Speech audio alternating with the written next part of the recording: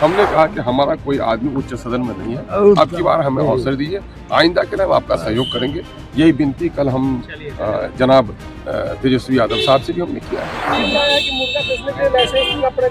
आप बात बताइए कि एक मल्लाह बिरादरी का आदमी है, बेचारा 2 किलो मछली मारता है और उससे अपनी जीविका का और उसको भी लाइसेंस लेना पड़ेगा। ये करप्शन में डूबी हुई सरकार है और नतीजा ये हो रहा है कि अब औने पौने टैक्स लगाने का ये व्यवस्था कर रही है कि कहां से लोगों को लूट सकते हैं। तो अब इनका हाथ बढ़ते बढ़ते गरीबों, दलितों, कमजोर वर्ग के लोग जो इस कारोबार में हैं, उन तक पहुंच चुका है। नमस्कार, आप लाइव सिटीज देख रहे हैं, आपके साथ मैं हूं वसीम खान। आपको पता है कि राज्यसभा चुनाव को लेकर सियासत गर्म है, राजनीति पारा बढ़ता नजर आ रहा है। ऐसे में तेजस्वी यादव से बंद कमरे में अख्तरुल ईमान की मुलाकात, और मुलाकात में क्या कुछ बात हुआ देखिए, उससे पहले ही हमने आपको अवगत करा दिया है। मगर अभी अभी अख्तरुल ईमान ने एक बार फिर बड़ा बयान दिया है तेजस्वी यादव को लेकर। और देखिए, तेजस्वी यादव से इंटरनली जो बात हुई अख्तरुल ईमान ने खुलकर बता दिया है। देखिए, डील हो गई है क्या। अख्तरुल ईमान ने तेजस्वी यादव से बंद कमरे में लंबे वक्त तक बात की, और देखिए यह बात कई मायने में अहम है, आगे के राजनीति में भी साथ देने की बात है। देखिए, हम हमेशा आपका साथ देंगे, मगर देखिए क्या AIMIM अपना उम्मीदवार देगी, RJD तेजस्वी यादव समर्थन करेंगे, या तेजस्वी यादव अपना उम्मीदवार देंगे और ओवैसी की पार्टी के विधायक तेजस्वी यादव के उम्मीदवार को समर्थन करेंगे। देखिए, विधायकों का फोन भी बज रहा है। सबसे पहले हम आपको अख्तरुल ईमान का वो बयान सुनाते हैं, क्या कुछ बात हुई और डील क्या रहा। राज्यसभा आने के लिए हमारा साफ हुआ है। हमने विनती की है उन तमाम तर सेकुलर पार्टियों से जो सेकुलर पार्टियां फिरका परस्त ताकतों को शिकस्त देना चाहती है। हमने कहा कि हमारा कोई आदमी उच्च सदन में नहीं है, अब की बार हमें अवसर दीजिए, आइंदा के लिए हम आपका सहयोग करेंगे। यही विनती कल हम जनाब तेजस्वी यादव साहब से भी हमने किया है। उन्होंने कहा कि कुछ बड़ा होने वाला है। अब देखिए, ये लोग क्या बड़ा होने वाला है, इससे बड़ा और क्या होगा कि रुपए की कीमत 90 रुपए की डॉलर पहुंचा दी इन लोगों ने। इससे बड़ा दुर्भाग्य क्या होगा। कोई दुर्भाग्यपूर्ण बात करेंगे ये। अभी जहां तक उनका दौरा हुआ है, हमने एज ए होम मिनिस्टर हम उनका स्वागत करते हैं कि आप होम मिनिस्टर हैं, इंटरनल सिक्योरिटी आपकी जिम्मेदारी है, आपका आना स्वागत योग्य है। लेकिन आप अपने रोड के खातिर, अपनी गद्दी के खातिर अगर सौहार्द को तोड़ने वाली बात करेंगे, ये कतई बर्दाश्त नहीं होगा। और जहां तक मैं आपको बता देता हूँ, माल महाराज का मिर्जा होली खेले वाला मामला है।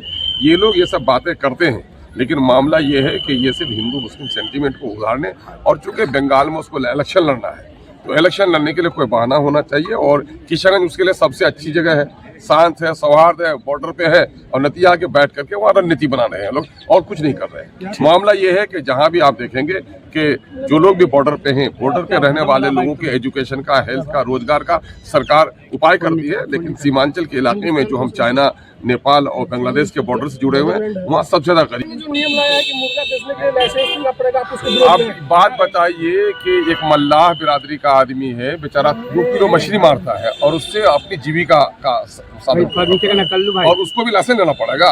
ये सरकार तो रोजगार नहीं दे पा रही है, और उससे गरीबों पर, फुटकर विक्रेताओं पर, फुटपाथ पे रहने वालों पर, खुदरा विक्रेताओं पर ये परेशान कर रही है सरकार। हमारा ये मामला है कि बिहार में 80-85% जो लोग हैं वो क्या कहते हैं, नॉन वेज है, और नॉन वेज लोगों को, मांस मछली खाने वाले लोगों को भी दिक्कत होगी गाँव में। तो इसलिए ऐसे लोगों को लाइसेंस की जिम्मेदारी से उनको मुक्त। सरकार को अचानक से ऐसा याद क्यों आया? सरकार को अचानक से, सरकार को नहीं, दरअसल मामला ये है कि ये सरकार दिवालिया हो चुकी है। ये दिवालिया होने के लिए, अब अपना इलेक्शन जीतने के लिए सरकार दिवालिया हो गई है, इसका खजाना खाली हो गया है, करप्शन में डूबी हुई सरकार है। और नतीजा ये हो रहा है कि अब औने पौने टैक्स लगाने का ये व्यवस्था कर रही है कि कहां से लोगों को लूट सकते हैं। तो अब इनका हाथ बढ़ते बढ़ते गरीबों, दलितों, कमजोर वर्ग के लोग जो इस कारोबार में हैं, उन तक पहुंच चुका है। अभी देखिएगा, गाड़ियों के जुर्माने धनाधन कट रहे हैं। जरा सा ट्रैफिक में कुछ हुआ मामला, आपको जुर्माना लग रहा है। बिजली का बिल किस्तों में देने का वादा करता है मंत्री, और वहां पर बिजली का अननेसेसरी, जिनके घर में मीटर है, उन पर भी केस किया जा रहा है, शोषण हो रहा है, दोहन हो रहा है।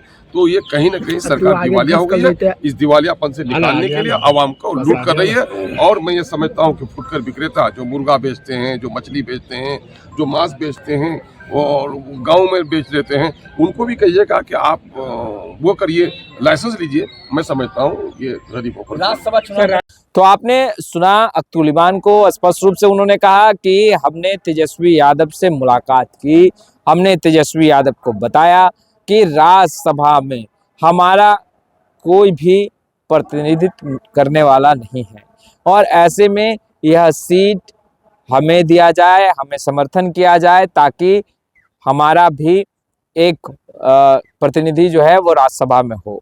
देखिए, उन्होंने कहा कि हमने तेजस्वी यादव से कहा है कि हम आगे देखिए आपके साथ खड़े रहेंगे, मगर आप इस बार हमें मौका दीजिए, हमें समर्थन कीजिए। देखिए क्या बात हुई, खुलकर अख्तरुल इमान ने बता दिया है। वहीं फिर कह रहे हैं माल मिराज का मिर्जा खेले होली। तो आपने सुना क्या कुछ कह रहे थे अख्तरुल इमान। फिलहाल इस वीडियो में इतना ही। अब तक आपने हमारे चैनल को सब्सक्राइब नहीं किया है, तुरंत सब्सक्राइब कर लें। आपका बहुत बहुत शुक्रिया।